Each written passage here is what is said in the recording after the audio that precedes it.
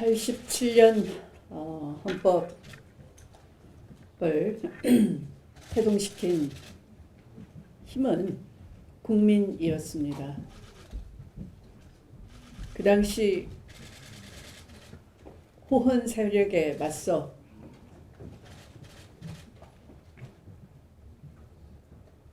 우리 국민들은 들불처럼 일어났고 끝내 개헌을 쟁취해냈습니다. 그것은 국민의 승리였습니다. 국민 주권을 보인 것입니다.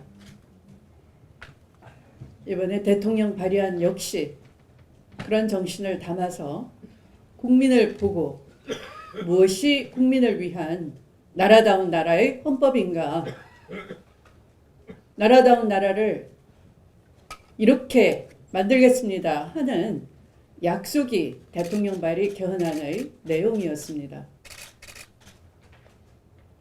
대통령 발의안이 나오자마자 국민들은 환영했습니다. 국민들 얼굴에 웃음이 가득했고 국민이 행복해 보였습니다. 나라다운 나라의 설계도인 헌법을 국민들은 받아들인 것입니다. 기대했던 것입니다. 희망을 가졌던 것입니다. 오늘로써 국회가 당연히 헌법에 따라서 해야 될 대통령 발의안에 대한 60일 내에 의결 의무를 책무를 저버린 야당들은 국민이 바라는 개헌을 하지 않은 낡은 헌법을 지키고자 하는 이유도 없이 당리당략에 따라서만 지키려고 하는 호헌 세력임을 스스로 증명한 것입니다.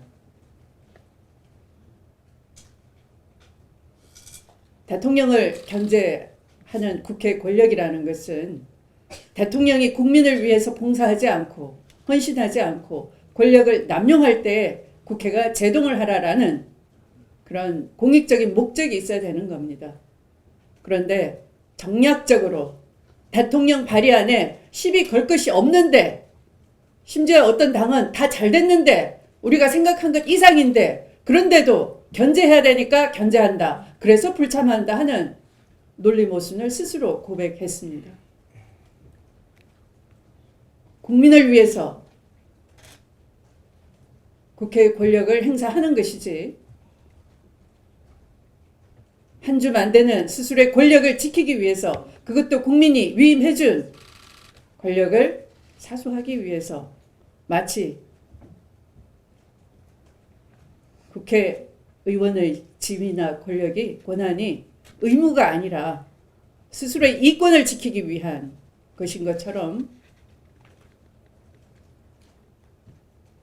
야당들이 보인 오늘의 행태는 대단히 유감이라 할 것입니다. 대통령 발의안을 철회하지 않으면 국회 개헌 논의가 더 이상 없다는 겁박도 서슴지 않았던 야당 대표도 있었습니다.